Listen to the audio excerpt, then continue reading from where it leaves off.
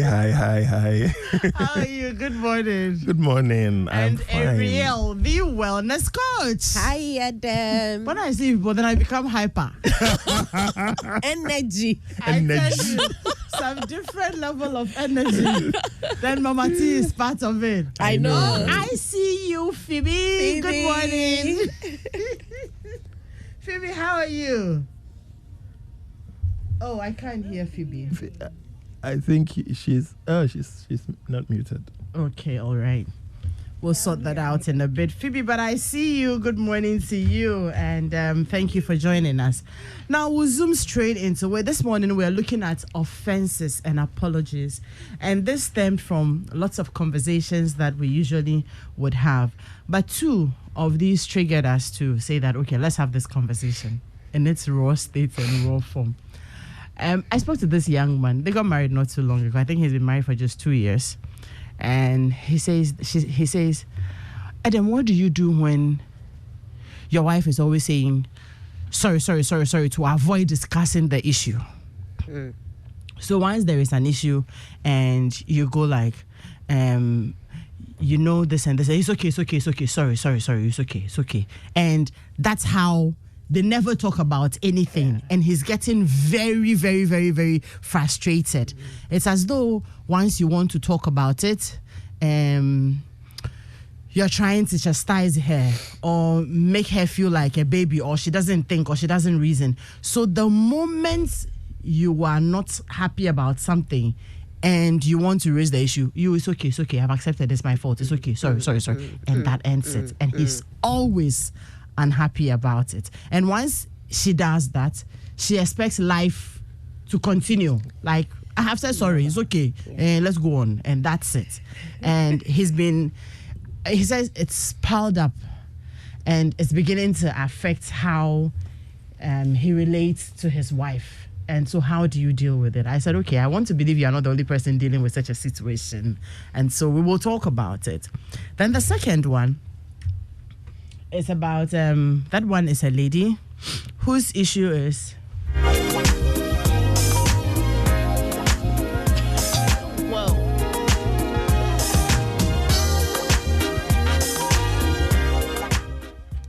so her issue is that, the opposite. Her husband never apologizes for anything. I've said what I've said. I've done what I have done. So treat it as you would want to treat it. And even when she tries to say that, okay, I am not too happy with this, and I would, no. And then sometimes she says that she becomes a bit moody and sad about it. And he's like, okay, you don't like being told the truth. You don't like being told, I've just told you that this and this and this. Like, for instance, she said some time ago, she gained a bit of weight and her tummy began to bulge. And it's like, people have given birth to 3-4 children and they are still looking okay. One baby. And you have to do something about your stomach. You have to do something. You're gaining too much weight. And for him, I've said what I have said. Take it and do something about it. How you said it to me was a challenge. And I wanted you to know that, okay, it's okay you have observed this and all, but how'd you just say it like that? And it makes her sad. And then she kind of calls a little bit because you don't even want me to talk to you about it. And then he's like, you see the things I've been telling you. You are offended again. Anyway, that's your problem. And then he moves on. She said she's never gotten an apology for anything. She will go, and if you offend him, he expects you to realize that you are wrong, accept that you are wrong. Sometimes, okay, and he's quizzing you. So what do you think you did wrong? You tell me, and you have to go through it and properly apologize. And then he will let you know that don't let this happen again. But she's never gotten an apology for anything. I've said what I have said. And then she says the part that kills her. Some of these things may be going on, and she's beside herself with grief, and she's thinking about all the words you have said and all the things you have done.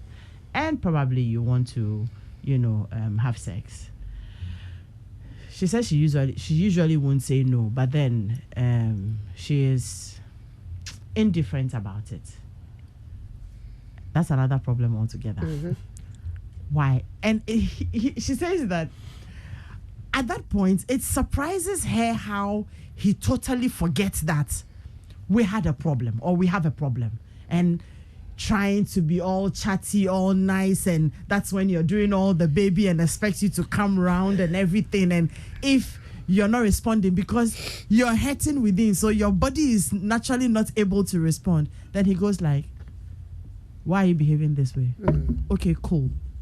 The next moment is that he just, he will just come and then, gets up and then cleans up and then he leaves you, he's gone. Because if I'm trying to be nice and make love to you and this is how you are behaving, then take yourself, he is gone, And so these are the two things that trigger this conversation. I know there are lots of other people who have their own issues and might want to share with us. 0551111997.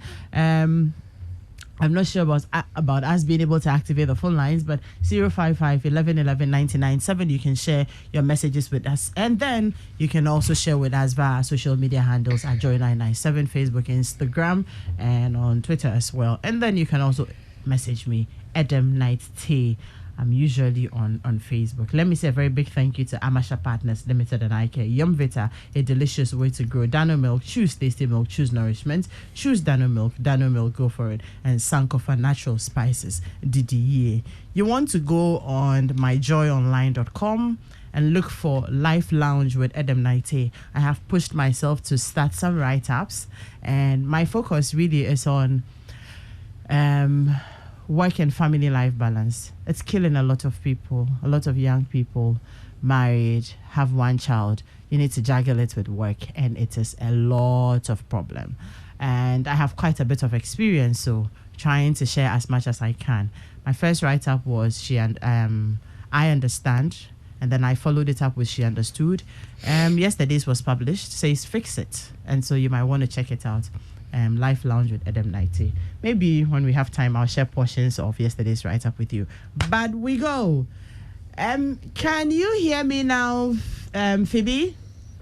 Yes, I can. Okay, beautiful. I can hear you too. So, offenses and apologies. Vijay, I liked your reactions when I was telling my stories. What do you have to say to start with? All right. So once again, good morning, Adam, to our listeners. So I'll start with the first ladies, the first person's post. I'm sorry. Yes. I think it's not a healthy way to resolve conflict. Okay. And I think the young man has to find a way of putting his foot down and insist that conversations must be had. There are a lot of people like that. They always want to sweep things under the carpet. They don't want to they are naturally conflict averse. They are mostly of the phlegmatic temperament. They will just stonewall you, or they will quickly just apologize, and they will expect that once I say I'm sorry, it's okay. Let's forget about everything. Let's quickly reset and move on. But it doesn't work like that. When people are offended, it's important you hear them out. Sure.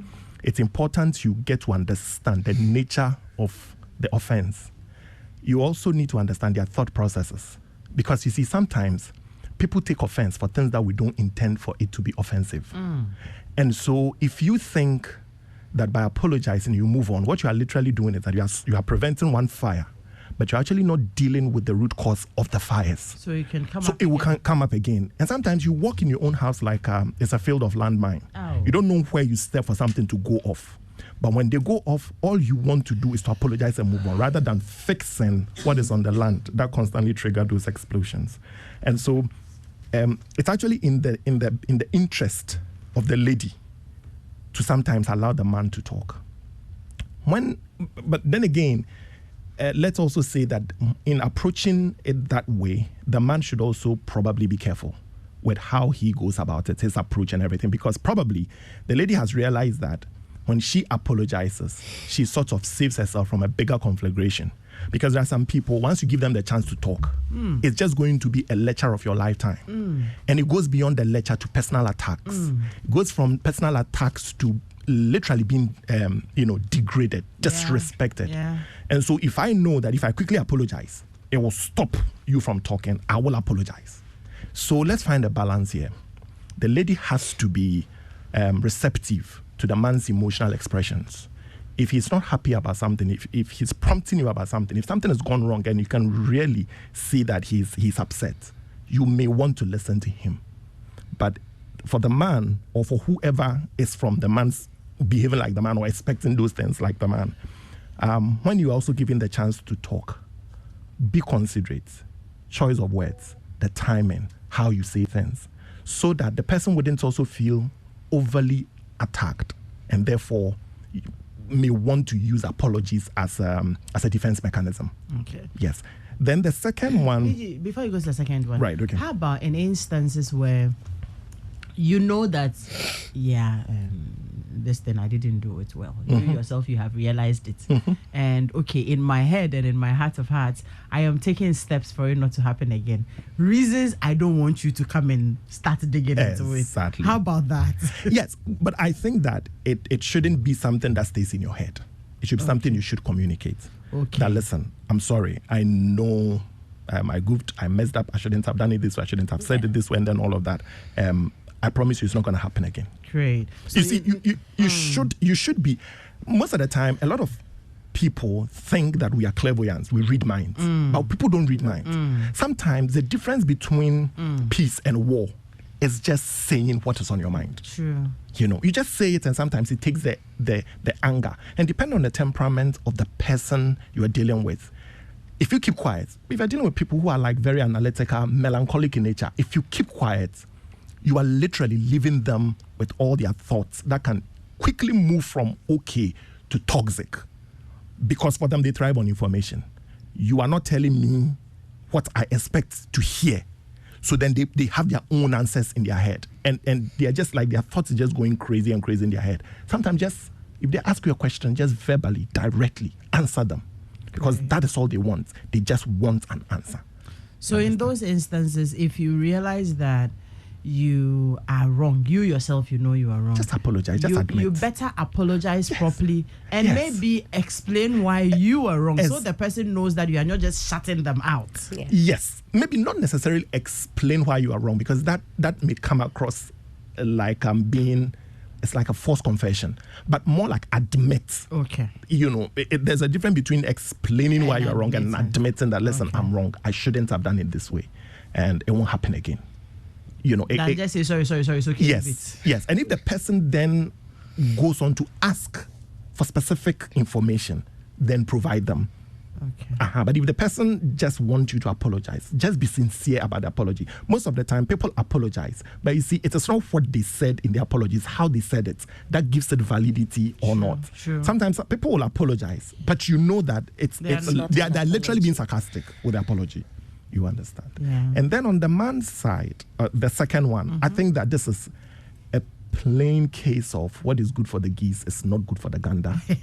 Yes. I mean, obviously, when you are offended and you want an apology and an elaborate on economic apology. I'm sure in some cases written. You summon the person to sit down and then you ask these probing, almost condescending kind of questions. True.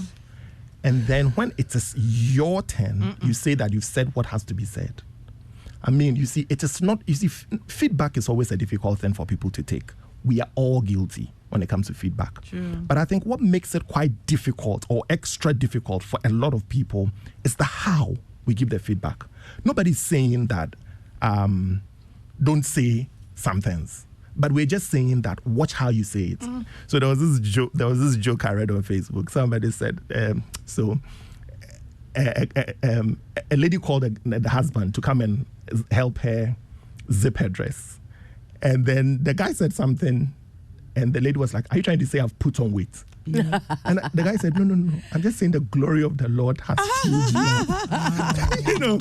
It was a joke. But in a way, he kind of said something that drew the lady's attention. I'm not saying that let's always be jovial or find whatever way in communicating, but sometimes some things are difficult to swallow. True. So make it easier for the person.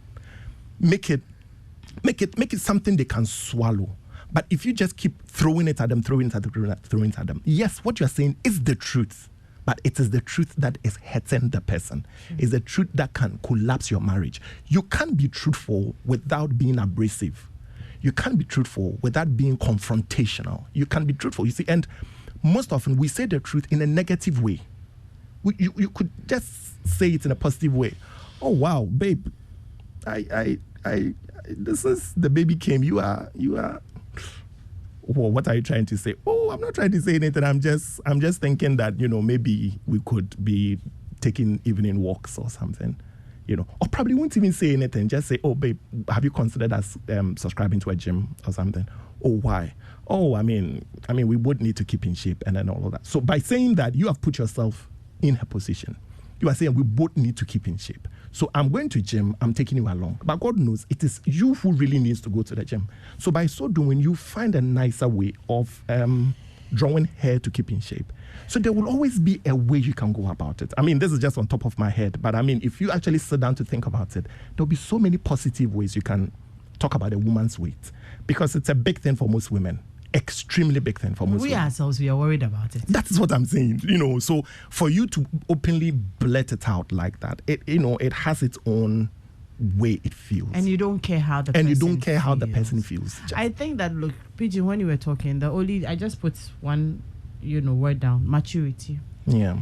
Everything, how you communicate the negatives about somebody to them, it's all shrouded in maturity. Yeah.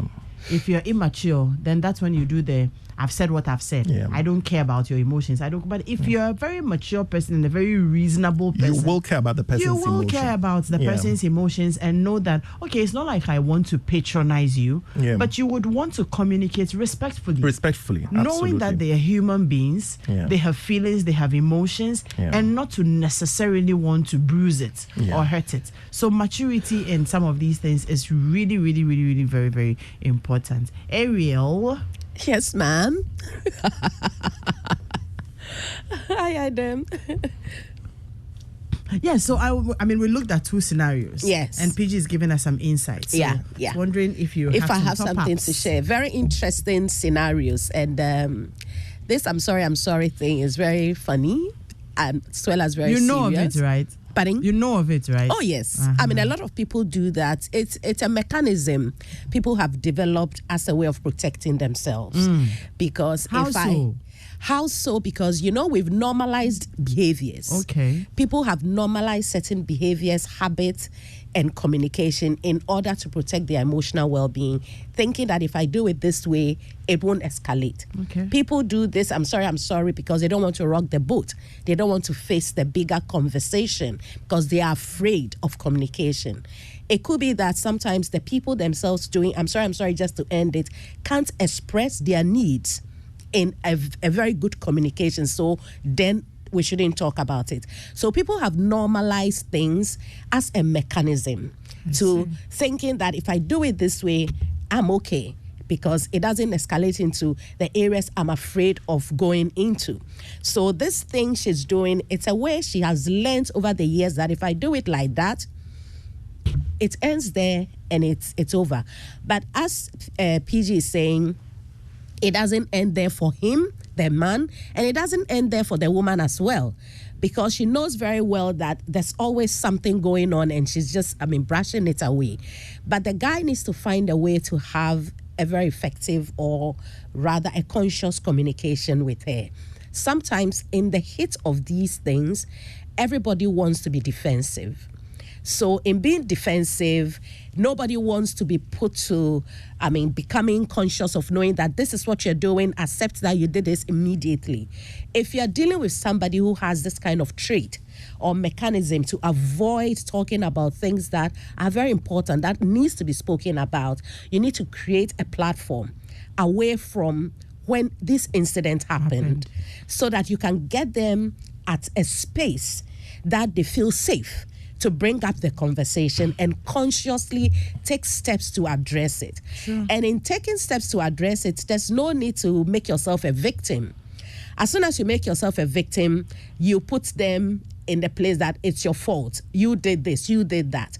People will always also run away from taking that responsibility if their mechanism is to brush it off. So share how you feel, consciously how you felt about the incident. Yesterday or 2 days ago, when we were having this conversation, or when we went here, when I said this, when you said that, I felt this way. I felt, it's not you made me feel. You know, when you say I felt, you take responsibility and then you can share what you need. So this woman is just learning a mechanism which is very, very unhealthy, because she doesn't want to face the truth about her behavior, her actions, and take responsibility. So she'll quickly say, I'm sorry, but really it's not sorry. And if you're sorry, as PG is saying, then you need to not do it again. But from what we are seeing, it's a repetitive thing that she always does, and just to say, sorry, let's leave it there. Okay, I'm wrong, you know. So she has a habit, a behavior she needs to look at and work on how to change that thing she does and cover it up with, I'm sorry, it's okay, don't get offended. And the guy needs to find a way to make sure that conversation is had. Away from that heat of that moment, create a space for her, because there are only two ways. It's either you are operating or reacting out of love or out of fear. This I'm sorry thing is out of fear, because she's afraid it's going to expose my dark side, is going to expose my wrong, my weaknesses. Some people haven't come to the place of full self-acceptance that I have weaknesses here and I have my strength here. So they hide their weaknesses, and they never want to admit that I have a weakness.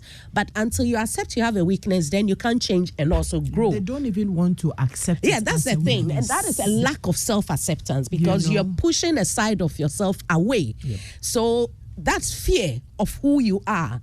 And that fear can become something that prevents you from growing and becoming a better version of yourself. So the guy needs to know that this is something I'm dealing with, that this lady has learned over the years to always hide from this behavior or habits of hers, and find ways to help her to start seeing herself. There's a need of self-awareness that this is what I'm doing and it's not healthy for our relationship. So he needs to find a platform, a safe space, and make sure that conversation is had. It may not come very easy, because, this person is also always trying to hide behind this behavior of I'm sorry, we don't have to talk about it, I've admitted it. Sometimes people, they do this even when they are not wrong. They will just say, it's okay, sorry, just to get it over with, because they don't want to do the serious bit of a relationship. Relationship is a serious thing. When I say serious, it means you need to be consciously active in but setting. It is serious. It is. However you define serious, it is serious. It is no joke. It is no joke. So please, it's don't apologize for saying it is serious. Thank you. It is work. And if you don't want to do it, then there's always emotional problems. A relationship that can bring children into the world and all that. It's a serious matter. It not serious? It is serious. Every aspect of it is serious. It is serious. And then the second conversation, the guy who doesn't say sorry, but always wants to be apologized to. And the woman is also like, I'm the one who is always saying I'm sorry and all that. It's also a very unhealthy pattern in relationship, where the other person is self-righteous. Yeah. They've never offended you. They've never done anything wrong. No. It's very, very unhealthy. No, because and even if they did anything wrong, it was your fault. Exactly. Manipulation. Exactly. The only reaction. Yes. So yes. So they are always self-righteous, and this can be a hell of a very big emotional burden on one person in a relationship who is always at fault. Yeah. You are the one who always does something wrong. I know how it feels. It can be very, very unhealthy for your mind and for your body and for your soul and everything, because you start questioning yourself. You start, when can I do something right at all? But it comes to the point that you need to know yourself. and know and value your strength and your weaknesses. Did I really do anything wrong? Or this person is just making a mountain out of a molehill? Because some people like drama. Some people like to always feel like they are having an issue with you. And so they will make everything you do a big issue. And if you always let it get to you, you start losing yourself, because you always try to change today to be like this, and tomorrow it's still the same way. They don't like how you are. And the more you're trying to change to suit them, because you haven't come to self-awareness to know that it is not me that is doing anything that is making this person always offended, but it's just that they don't know what they want. It's not my fault. Toxic environment, they thrive on it. They like it. And so they'll always make everything I do something. Even if they don't find their socks, it's my fault. When they took it off their feet and put it down, when they don't find it, it's my fault, you know? So you need to come to a place of knowing, separating their actions from yourself. Yeah. And find ways to create healthy boundaries for yourself, your mental well-being, your emotional well-being, and your needs. And it comes down again to communication. If some of these things you can't communicate with them about it, then you have to set boundaries in a way that they don't get the space in order to bring those toxic things around you. And depending on the relationship, if you're married, then it's somebody you are living with forever, and it can be difficult to create these boundaries, even to prevent them from happening. So how can you consciously take care of yourself after such episodes? Don't hold it against yourself. Don't always try to be something different to please them. Because the more you try to please them, the more you are losing yourself. So you need to know yourself. I mean, I had a lady I was coaching, and she said, my husband makes me feel like I don't have sense, I'm not intelligent. And I asked her, do you think the same about yourself? So this is where the work comes. How do you think about yourself? Did you think what they are saying is true, right about you, is the truth about you? If you meet that description yourself, you have that same thought pattern about yourself, then it will trigger you. But if you know, I'm doing great, I'm intelligent, I said the right thing, I didn't say anything to offend him, he's reacting because of maybe his stress, his tired. When you start taking your place, that this is not all about me, it changes the dynamic. So I think the lady needs to look at it and see how best she can handle this. I agree with you in all the ways. However, I just want to say that that's a very, very, very, very difficult life to live. It is. When you're trying to affirm yourself, and by the time you are done affirming yourself, this one person whom you have committed to, and look, let's not kid it. If you're married to somebody, you expect them to see a lot of light in you. Their opinion about you is important. It is. Do you understand? This is my husband, or this is my wife, and you are the first person in my life. Let's put it that way, even before the children, because he was there before the children came. And his opinions about you, or your opinions about him, are really, really, really, really very important. And so this is the path they have decided to toe. I mean, you mentioned it. Maybe they are frustrated. They're not happy about something. Something is worrying them. They have their own demons they are dealing with. And they keep taking it out on you. Keep telling you are nothing. Keep telling you won't amount to anything. You are this. And you affirm yourself the next moment, and it is the same person who calls you stupid, the same person who makes you feel like you're nothing, the same person who will continue to see your nakedness and want to... I don't see how anybody should live this kind of life. It is so it doesn't end there. There are decisions you need to be making alongside such things. And knowing the person is the beginning. So you know that this person is either going to improve or is stuck they won't improve. So what steps am I going to take? Am I going to live with this forever? What steps am I going to take? It doesn't end in just trying to do practices and also affirm yourself. It goes beyond that. You know, you have to make certain choices. Some of the choices may be hard. And for me, I tell people, before you give me an apology, I would rather see action changing So it doesn't end with you finding mechanism or practices, tools to maintain your well-being while you go through this. It goes down to, what am I going to do in 2 years' time? What am I going to do if this starts becoming like this? Change. Decision making, choices that will guide you into your well-being more for yourself. And sometimes there are big decisions that you may need guidance or coaching, so you will be able to be empowered to do some of these things. Great. Yeah. Simple and short. Let's stop making ourselves feel this way in relationships. It's not fair on anybody. When you talked about finding, Phoebe, I'm coming to you in a bit. When you talked about finding platforms to have these conversations other than in the heat of it, it sent me to a portion of the write-up I did. Okay. Don't go apportioning blame and pointing fingers at anyone. There is an issue. Discuss the issue. Say how it makes you feel and tactfully call for a truce. If it was your fault, apologize without now going to say how it is all your partner's fault. Yes, they may have triggered you badly to react in a certain way, but make peace first and find a good time to discuss the triggers. The focus is for you to fix it.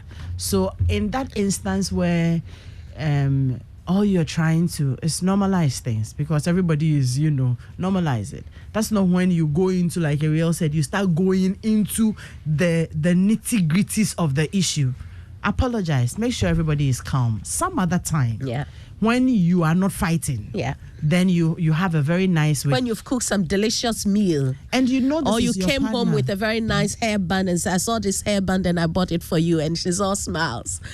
And you need to find ways. It will work. As we say, it's serious work. You need to find ways. There was this evening, I put it in the write-up as well. My husband called me on phone, and this guy was all over the place. Like, he was screaming, Adam, and where's the key? I'm like, okay, when he calls you Adam, you know that there's trouble. And he was going on. I just kept quiet on the phone, because at that point, the thing my heart was doing me, if I wanted to open my mouth, it would be the Third World War. Hey, why? You put it here today, you put it... I was just quiet. So he finished, and I was still quiet. So where is it? I said, it's here. So he took it. He went, he got angry, he hung up, and then he left. I was so upset. But I decided that, look, calm down. Didn't say anything that night. The next day, I said, Efo, yesterday, why were you shouting like that? Then he said, I was frustrated. I had locked he had locked, somehow his key was locked in the car, and he had parked behind somebody. The people were frustrating him, so he had to come home to get the spare key and all that. And when he came, I'd locked the room and didn't keep the key where we usually would keep it. I'm like, so this is why you had to pour all your frustrations on me. Were you happier after you did? Did it solve the problem? It's like, Minister no be on me. And I said, yes, now. I was wrong by not telling you where it was when I changed it. But this and this and this are my reasons for changing it. But the way you were shouting yesterday, imagine that I wanted to respond in equal measure. I'm sure for the next 1 week, you won't be talking to me, because then you'd play about it. Women, when a mouth hard past your own, if I decided to use my woman power to start responding the way you were acting, it would have been a different thing. But by the time I finished talking to him, he realized that, I think I overreacted. I'm sorry. It won't happen again. I said, okay, next time you're not very happy about something, even if it has to do with me or the children, there's always a way that you can breathe a little bit. Because the shouting, all of those things, it's not the solution. I know you were just upset, but think about the person you were releasing all that energy onto, and find out if it is worth it. Because you would have done that to solve one problem, and then you have created another problem. What would you rather do? So let's all be patient when we are dealing with, some of these things. Phoebe, there's a question. Ariel, please note this question. I pray this time. Okay. When you were talking. PG2. Yeah. So, there are some people, the other way around. When you want to apologize to them, they are telling you, it's okay. I don't want to hear it. And you know what I'm trying to say? You have realized that, look, I haven't done right. Yeah. And then before they talk about it, you go to them. PG says it's not explaining, but it is what's the word you use? Admitting. Admitting, yeah. So I came to admit to you that A, B, C, D, I did. I'm just realizing that I didn't do it right. So, I'm sorry. It's okay. Say you've done it already. It's okay. And then that also is another issue altogether. So next time they realize that they have done wrong, they won't even mind you. And then you're creating a different issue. So note that I want us to also address those people. When people are offended, or when people realize that they have offended you and they want to apologize, how do you receive it? But because you are angry, you don't even want to pay attention to the apology. With time, wallow in your anger. I won't come to you again. Phoebe, are you there? Yes, Madam. Okay. I want to ask you. So, morning. In all these instances, right? People's emotions are involved. People's deep feelings are involved. For instance, the man who would, say all of these things to his wife and at the end of the day still want to make love to her and expect her to be so cooperative, let me say, moan, enjoy it, say all the nice things, but I am in no position to, because that's not how I'm feeling about you right now, and you are not realizing that you're offending me, and all of a sudden you expect me to jump into a certain mood, and then life goes on. How is it that some people don't realize that when something is hurting you, you can't give off your best? Phoebe, do you get what I'm trying to say? I do. How is it that you don't realize that when people, or is it that they don't realize that the people are hurt? They don't care that they are hurt? Like, what really, it's a very annoying thing for me. And that's a very good question. I mean, when we speak about emotional intelligence, I think we focus a lot on self-awareness. But one other aspect of emotional intelligence is empathy. And that's the ability to recognize and understand how other people are feeling and how they're also responding to the situation that they're in. And unfortunately, a lot of people are unable to understand when someone else is hurting, and probably they need a space to recover and also to reconnect with you to communicate about the situation. I mean, as we were speaking, I realized that in the first instance, the lady who keeps saying, I'm sorry, she's a passive communicator.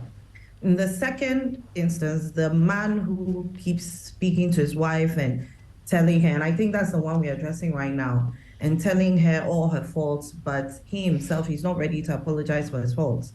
He's an aggressive communicator.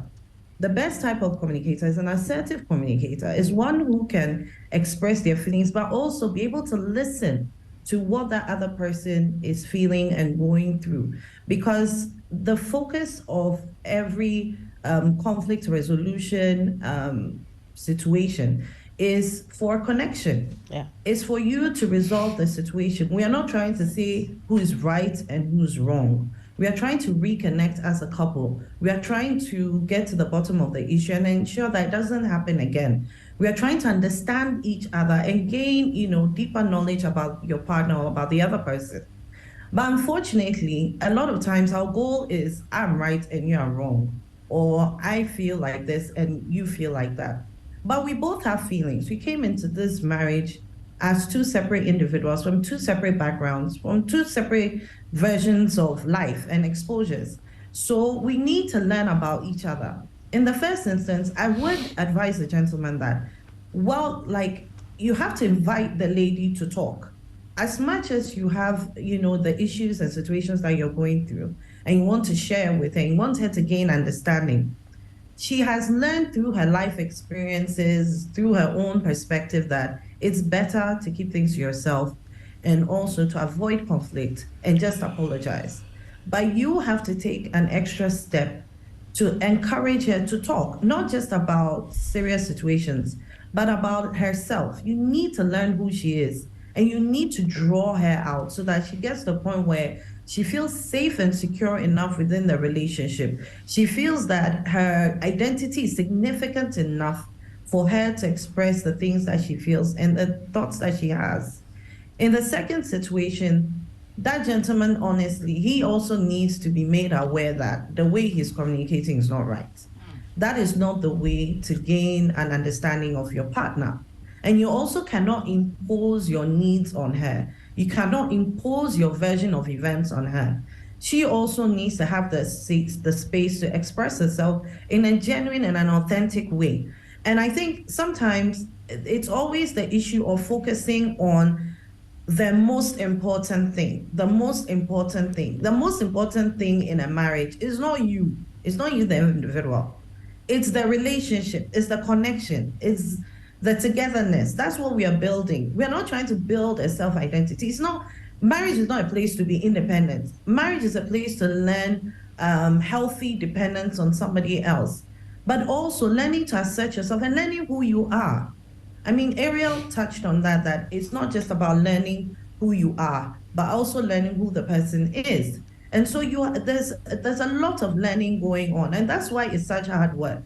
And it's a lot of patience, and there's a lot of listening, and there's a lot of admitting not just the person's wrongs, but your personal issues, and addressing them as well. It's not just an issue of pouring out all your problems on someone and saying, solve it, or make me feel better, validate me. But you also need to be able to spend time, sit with it and say, okay, possibly I'm also not doing something to make this situation healthy, and I need to work on it. And so even though in both situations looks like one person is really struggling, they are, and I believe they are, it's not easy. I also believe that they also need to give themselves space to also look at different ways in which they can communicate with a person, but also focus on trying to draw them onto their side, to understand that it's not just about me and it's not just about you. We are working on something together. If they're not able to understand this, especially in the second situation with that gentleman, you may need a third person, you may need an intermediary to also explain to him that his actions are not helping her and are not helping the units, the marriage units. And he needs to get that understanding, he needs to get that education. And it's very unfortunate, but also we need to also pay attention to our cultural backgrounds and how we have been, how we've been trained, conditioned, yeah. how we've learned how to do relationships over time. Sometimes it's a very toxic thing. Sometimes from being at home, watching your parents, your mom was always the one apologizing to your dad, or your mom was very quiet, and then your dad would just talk and talk and talk and talk. So when you also get married, then you're like, okay, maybe this is how it works, and this is what it's supposed. So you learn a blueprint that is very unhealthy. That is why we also, if you're on the other side, the receiving and you're observing, you also have to create the opportunity for the two of you to learn. You can attend a marriage conference, you can speak to a counselor, but we don't know it all. We need help. We need to learn emotional intelligence to be able to even mature, as you mentioned, as communicators within relationships. I mean, when you're working in our office, you do come face to face with people that, are very difficult to communicate with. They can be very prickly, they can be very aggressive, and you have to find ways to interact with them. Yeah. The same thing, even if more so in a marriage. And I think we need to pay attention to all these things. Great. So my big question in all of these, so when the people are not realizing it, then what? Head them. Yeah. I mean, because there are some people, when you are, let's say that the person even agrees that, okay, let's go and talk to a professional. And you are talking and this is them. Okay. Okay. Yeah. You are done, right? Thank you. They've gotten up. They go away.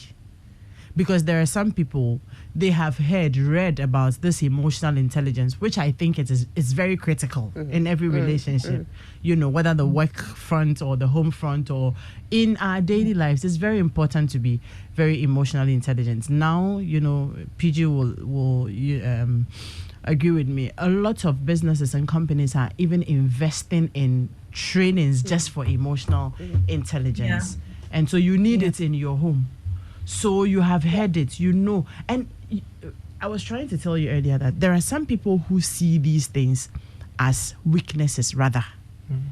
If I am not able to tell it to your face and make you feel like nothing, and I have to find ways of saying the same thing, then it's a weakness on me because I have to be able to give it to you.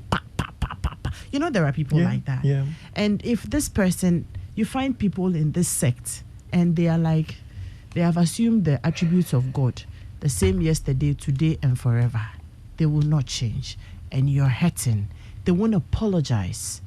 They're doing these things, Ariel said it, as a way of protecting their own selves and their own weaknesses. And you're stuck with this person as a partner. What do we do? You know, I wanted to say two things. When you're dealing with an immovable, unshakable partner, We can't hear. I was thinking about it yesterday. But if you're working with Mr. Immovable or Mrs. Immovable, when you're looking for an intermediary or a counselor, I always advise that person should be the one to choose the person who you're going to work with, because it needs to be someone that they will listen to. Yeah, they feel safe. Phoebe, let's be practical. Me, I haven't said I have a problem. Yep. You are the one who says we have a problem. We should go and see a counselor. Get ready and let's go. They will leave everything to you because they haven't acknowledged that they have any problem. So why are they going to be the ones to look for the counselor anyway? I mean, yes, I do admit that sometimes it can be extremely difficult. But then I did mention that even if you say you don't have a problem, I have a problem. Obviously, it's going to affect our relationship. It's not about how you feel or how I feel. But maybe I am not understanding you well. Maybe I'm the one with an issue. Maybe I just need a perspective adjustment. Can you please come with me to go and see that person to talk about the situation? And I think that's what I was saying, that if you focus too much on personalities, especially with some of these characters, it will really backfire. If it's always about you and me, if you create that divide, that person, it will be like a war between two separate entities. Meanwhile, you're supposed to be one. You're supposed to be together. So if you're communicating in a way where you're saying, okay, do you know what? I have an issue. I don't know how to resolve it. We're not able to communicate past the situation. Can you please just come with me so that we discuss it? We are not speaking to a family member. It's not going to go anywhere. We are going to be in a safe place. It's going to be kept secret. Can you just please support me in this? If you're married to such a person that does not understand this, then hey, this one Naji said. I tell you, immovable, unless God moves. Ariel, I'll come to you. Sure. I tell you, but that's the reality of some people. That is some people's reality. You should see the way PG is nodding his head, like that is the reality of some people. So now the focus will have to be all on you. Because you're there and they are not listening to you. They are not in with you.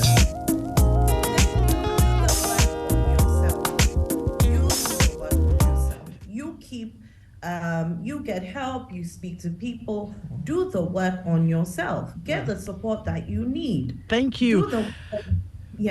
Phoebe, thank you very much. But today I know I'm being stubborn, you know. Yes, you are. But I'm being stubborn. But that is the reality of some people. Exactly. I mean, this advice you're giving, somebody will say somewhere and say, it's like you're advising a pig.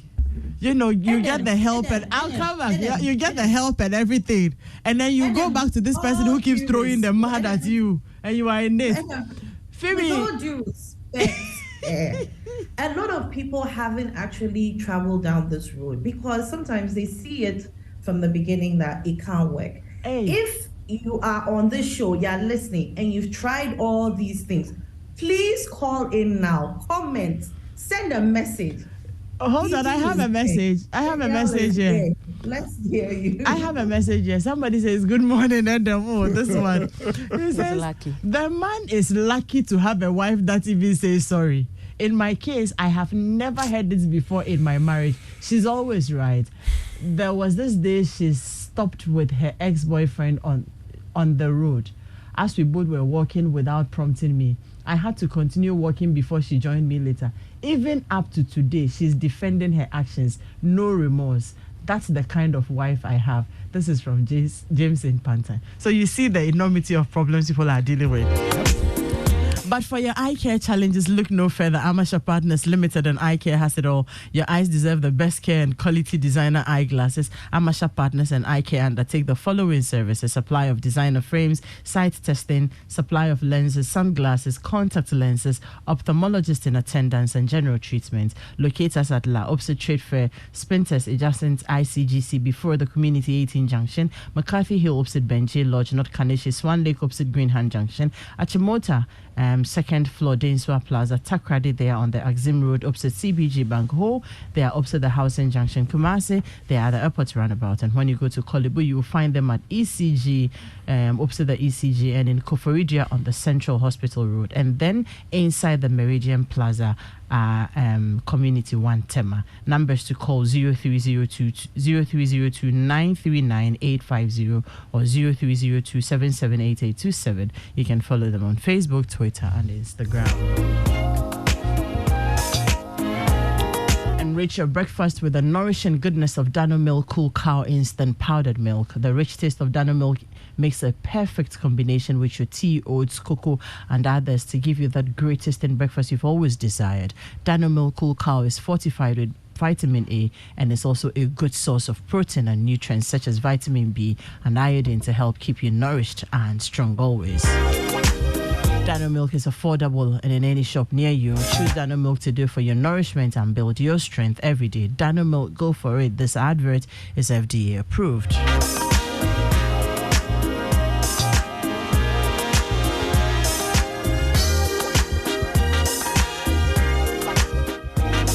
And Yum Vita infant cereal with milk is fortified with Nutri-V, and it contains 16 essential vitamins and minerals, including zinc, iron, and calcium, to aid in baby's healthy growth. It comes in 3 delicious flavors: maize and wheat, rice, and wheat variants, and also in 3 unique pack sizes: 50 gram, 400 gram, and the 350 gram block bottom pouch. Get the pack size that best suits your family needs. Yum Vita, a delicious way to grow.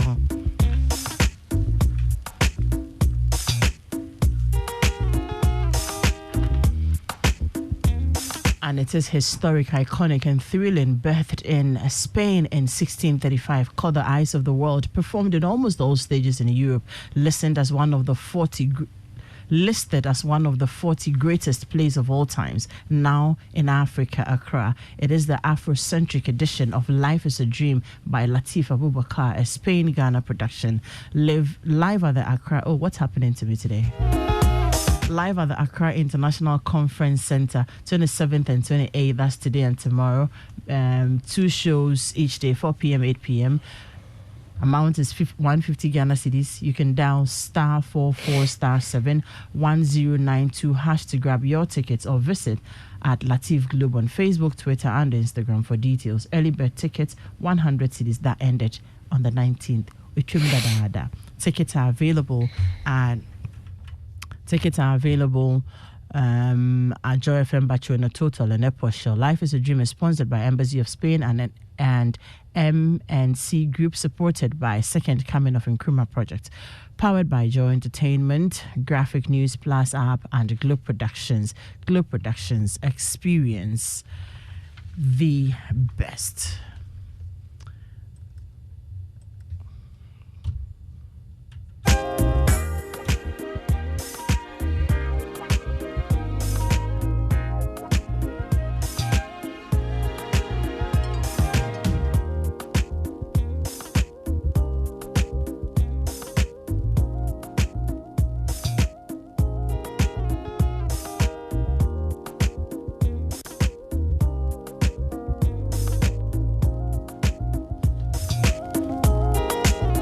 And are you thinking of where to go this coming summer? Adanse Travels brings you a combo experience as you explore the finest city in Africa, Kigali, and continue to enjoy the glamour of fun in Dubai.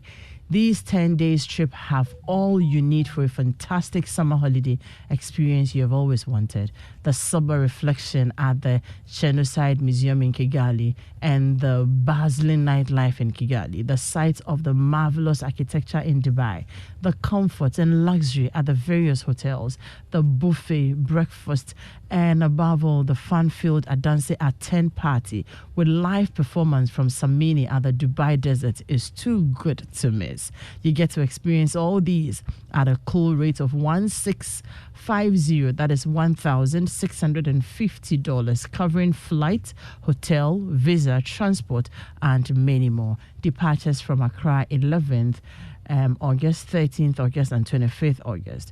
It's your choice to choose which date works for you. Book your slot by visiting adancetravels.com or call 055-6310-404 or 055-264-8267. Adanse at 10. It's a vibe. Book now to feel the beauty of life with Adanse. This is very tempting. Okay, let me come home to Ariel and PG. PG, I'll take your thoughts quickly. I'm going to apportion, let me see, 3 minutes. So, PG, I'm starting with you. Okay. Yes, so I asked a question earlier about the ones who will not change. Yes, the Titebo time people. When you have a partner and so we have talked about you taking care of yourself. We have also addressed the partners and saying that they will have to come to that point, be emotionally intelligent, and learn to have communicate and learn to have conversations. Now, I want us to end on, what about the people who can't be bothered? I've said what I have said. I am who I am. Yes, I have my reasons for saying I'm sorry and not allowing him to go on and all of those things. So it's okay. I like it that way. If you have a partner like this, like somebody sent us a message and say, you are lucky. If she's saying sorry, take it like that. This one, she won't even say anything. She won't mind you. They're never remorseful about anything. And they remain like that, even after counseling and all the talkings they're hearing. What do you do? Well, Adam, I think that we need to also sometimes be fair to ourselves and admit that some people won't change. If the person won't change, I think that you should rather figure out how I can go around the person. So that's where Ariel comes in.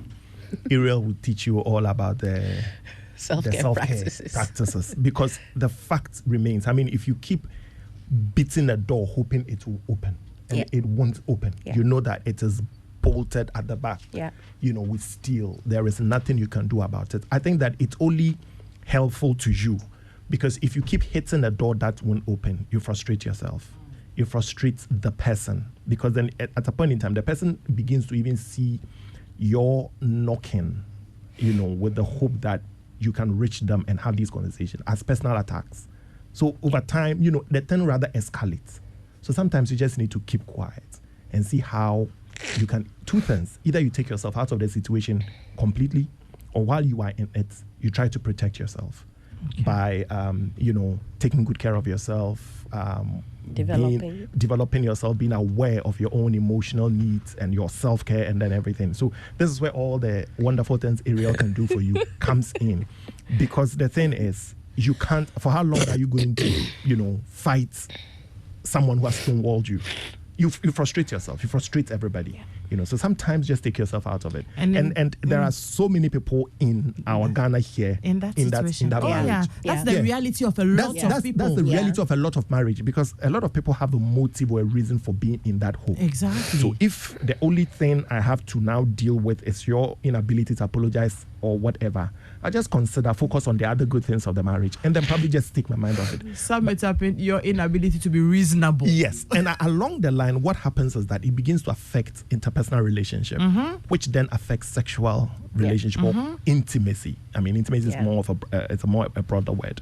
And so from there, people then start finding companionship outside of the marriage. And you see, so whenever I get the cases of infidelity and then we are treating it, what I tell people is that it's not a very simple thing. It's not a black or white thing. A lot of people find themselves in positions because the setup has been done for them at home. To do that. Yeah. Because you see, like we all know, we're not meant to be alone. That's why we are naturally gregarious. True. We tend to congregate. We tend to find love. True. You see, if you marry me, what you are saying is that of all the billions of women around the globe who could have married me, you can treat me better. You can give me the best optimal returns. You are going to put me in a certain place that probably no other woman can. True. And so once I come into that place, I would equally expect those things from you. If you don't give it to me, what are you doing? So you've taken me off the shelf so another woman can't find me. But while I'm here, you're also not treating me well. Konongo Kaya kind of issue. And we find ourselves in a generation. I mean, the Bible clearly says in the last day, people will be selfish and self-centered. And that's what is happening. So if you think you're going to do that and a person is going to stay there and do and die, they've seen their mother die through depression. They've seen their aunties hang themselves. Why would I be here? So why would I go through that? Yeah. So then they look outside. Yeah. And so sometimes when we do these things and we think that we are right, we don't want to change, listen, you are not harming anyone. Thank you. In the long term, a revelation will come out that will shatter you. True. So if you're a man or you are a woman, learn these things. You want the person to be happy at home. Who doesn't want to come home to a happy home? Yeah. Who wants to come home to a tensed home? A house where it's like there's a God. You need to walk carefully. You need to think carefully. You need to reason carefully. I mean, I have my master's degree. How dare you tell me that when I act or when I talk or when I think, there's no sense in it? If I was stupid, would I be where I am at my career level? Would you even come for me? Yes, would you have even because come you for me? weren't looking for a stupid person to marry. You know, so sometimes when some people project their partners to be something, That's so cool. I ask myself that what is this person saying? I mean, look at the person you are married to, look at the woman, look at the man. They are successful in different areas of their lives, and in this small house with just 4 people, you are saying what I can't make basic decisions. So obviously, sometimes realize that people's attitude towards their wife is, or their spouses, let me not say wife or whatever, it's their spouses, it's a reflection of their own inabilities, their own weaknesses. Sometimes it's just projection or their own insecurities. They know that if they begin to be compromising, give you territory and everything, the next moment they fear you might probably jump on their neck or you might probably push them off. So they take a hard stand just to keep you where you are. And in the long run, it doesn't help the marriage. It doesn't help the marriage. But PG, you said something about, the point about in this whole world, you are the one I came for and everything. But that's also not lost on the two of you that we won't be having issues. We will have issues. Yes. But that's when we will learn. I'm coming for you. Amongst everybody, it's you I have, but I know that we will have issues. But then we will also have to be ready to resolve deal with the exactly. issues. And I think that Phoebe put it succinctly And when not she end talked up about the being fact that hostile. yes, both of us come from different backgrounds. Yeah. And it's so true. We come from different sociological background, different biological background. I mean, you're a man, I'm a woman. There is a fundamental difference there. That's true. In hormones, the way we think, the way we perceive the world, the way we interpret it and everything. If we also look at our socialization, our family, our parents, and stuff, our neighbors. Just 1 minute to also wrap up. And then sorry. PG's taking all my time. I I'm know, taking my right? time from PG. Adam, just 1 minute. Adam, yes. The thing is, emotional conditions and patterns and blueprints are hard to change. And so when you meet someone who you see that is unable to admit to all these things, it means they have a condition that they haven't even realized they have a condition. It's not about you to change them. That is where you start losing yourself. This is where I think compassion comes in. Compassion is a very healthy tool we can use to deal with some of these things.